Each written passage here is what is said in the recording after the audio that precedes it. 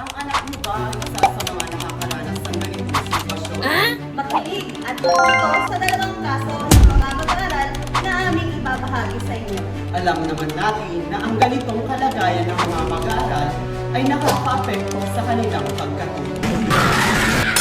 Ano ba ang dapat natin gawin? Alamin natin ngayon. Unang kaso, ang mag-aaral na nahihirapan sa paggalaw ng kanilang katawan, lalo na sa paglalakad. Ito yung tinatawag natin learners with difficulty moving or walking. Isa pang kaso kung saan ang isang mag-aaral ay mayroong kahinaan sa pandinig. At narito ang istorya ng dalawang estudyante na dumaranas ng hindi normal na sitwasyon na pilit nagsusumikap upang makapagtapos ng kanilang pag-aaral.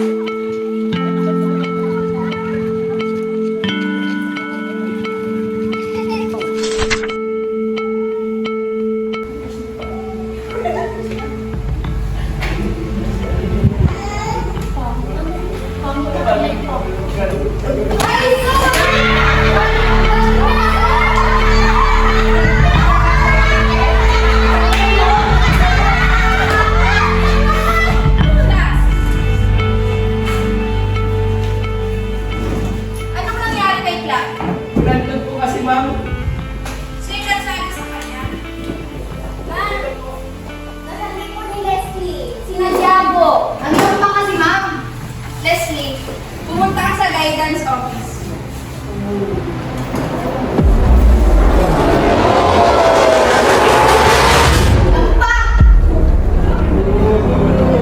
Leslie, balita ka ng bully ka daw. Leslie, sabihin mo na yung totoo. Hindi nga po, ma'am. Leslie, magsabi ka na ng totoo dahil kung hindi, ipapatakot ko yung magulang mo.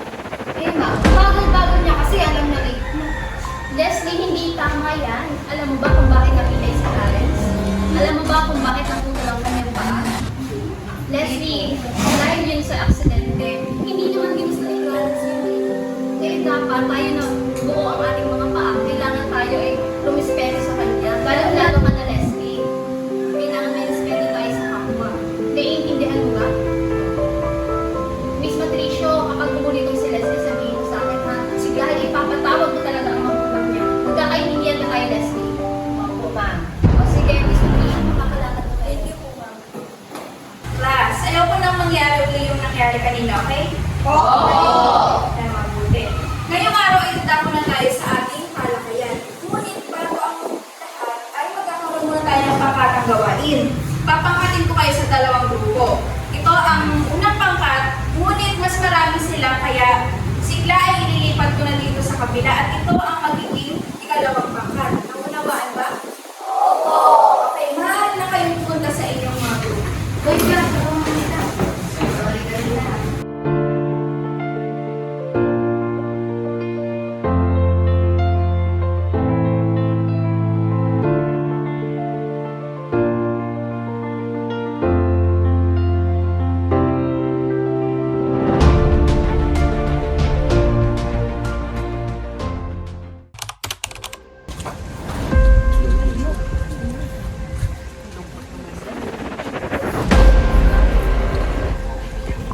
Uy, bisigla, oh! Uy, tara, Bigla. Nasaan ka na ba? Wala pa nga.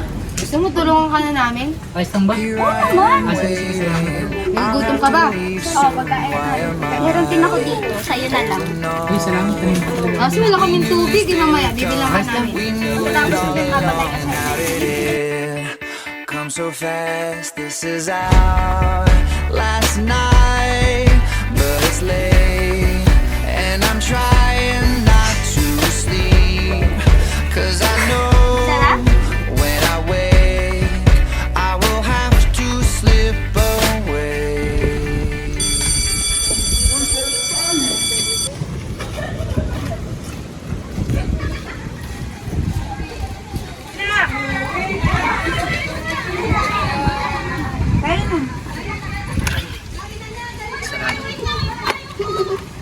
dahan-dahan. Mrs.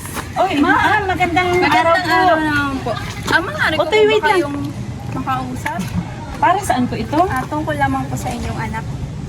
Okay po. Ako po advisor. Kumusta po si Clarence sa Maayos naman po pag-aaral si niya? mabait na bata po.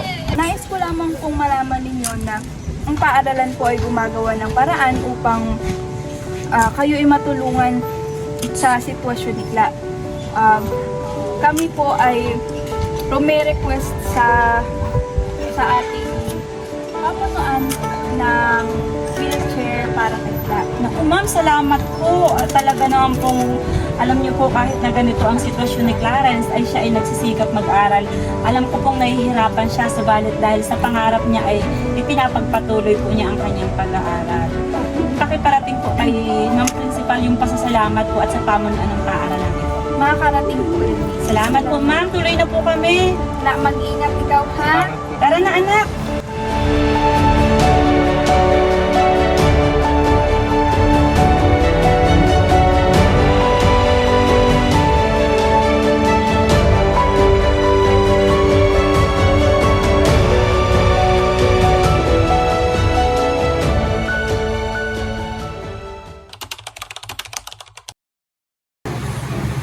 Class, ngayong araw ay napaka-espesyal dahil bibigyan natin ng regalo ang isa ninyong kaklase.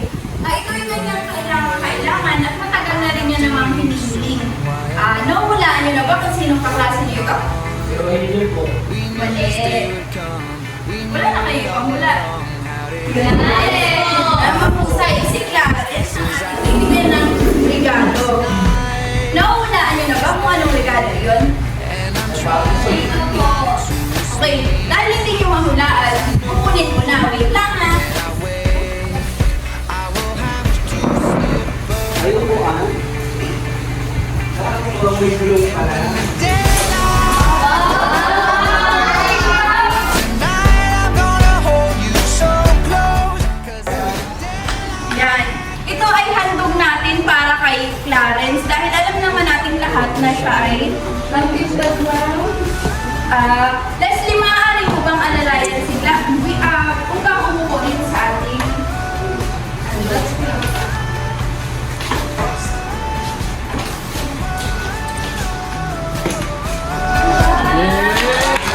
I'm staring at your perfection in my arms, so beautiful.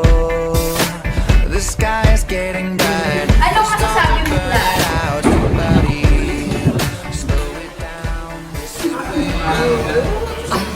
Kasi hindi ko po na-expect na bibigyan po ako ng ganitong regalo. Masaya po ako ngayon at hindi na ako mahirapan sa pagpasok.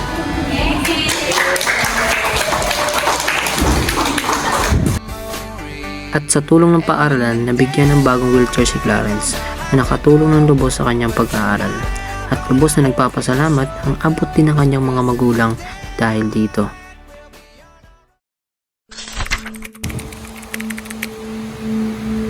Magandang umaga sa inyong class. Okay, una kayo. Checking tayo ang attendance sa inyong umaga.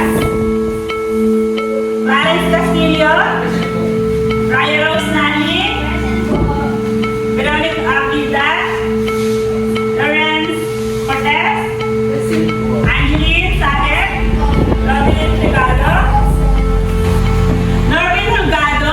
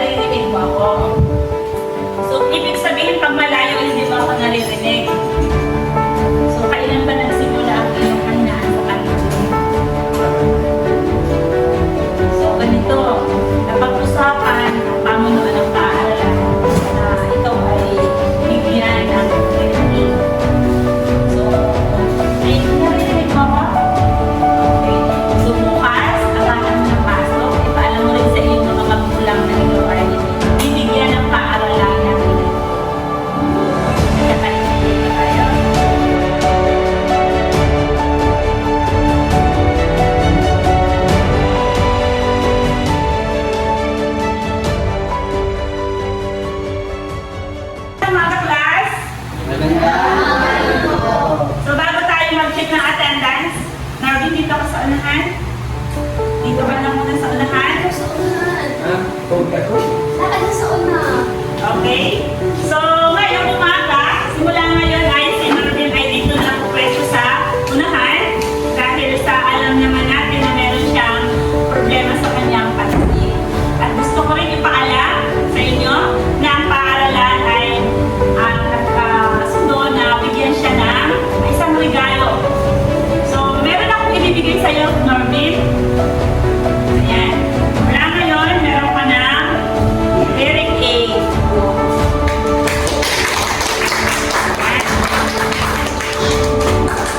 So,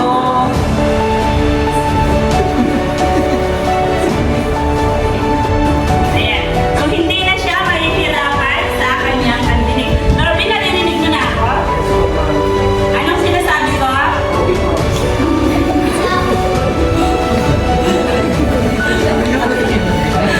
Narinig mo na ako? Okay. So, anong pangalan ni Ma'am? Sinabi ko rin meron po pangalan mo. Yan, o. Ibig sabihin, narinig mo niya. So, masaya ang klase sapagkat naibigay ng paaralan ang mga kahilingan ng mga kaklase ninyong mayroong kakulangan. So, sa pagkakataong ito, wala muna tayong klase. Tayo ay pahinga muna at bukas saka natin ipagpapatuloy ang ating talakayan sa ating mga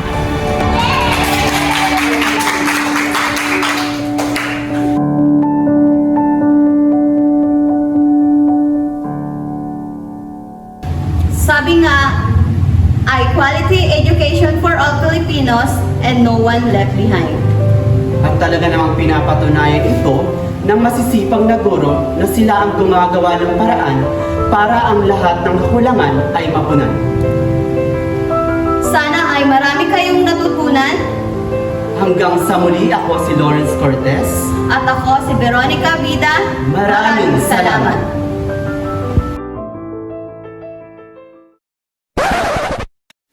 Here I am waiting, I'll have to leave soon, why am I? Leslie.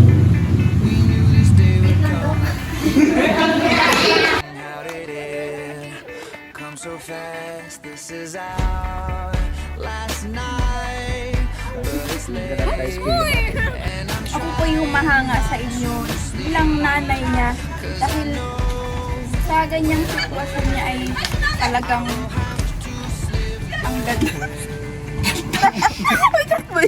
Class, ang araw na ito.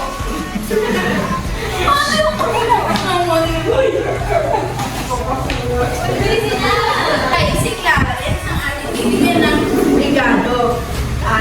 Nawala niyo na ba kung anong regalo yun? Skateboard. Bike! Mali. Mali kayo.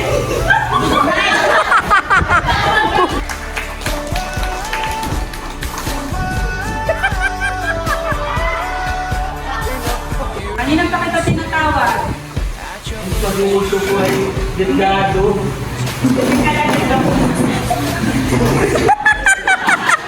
the stars are burning. Gusto ko makausap ang iyong mga magulang para sana mapag-usapan kung ano ang problema mo. Ay ma'am, dito punto yun sa nagagagulang namin kanina.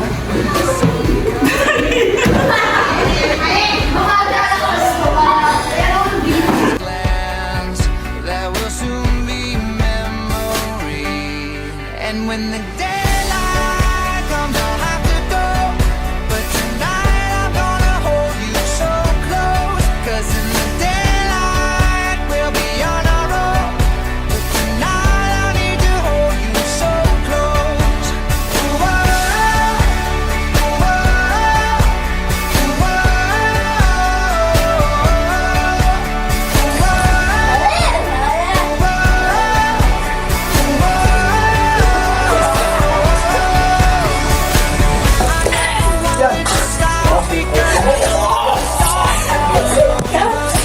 Tawag na uwak.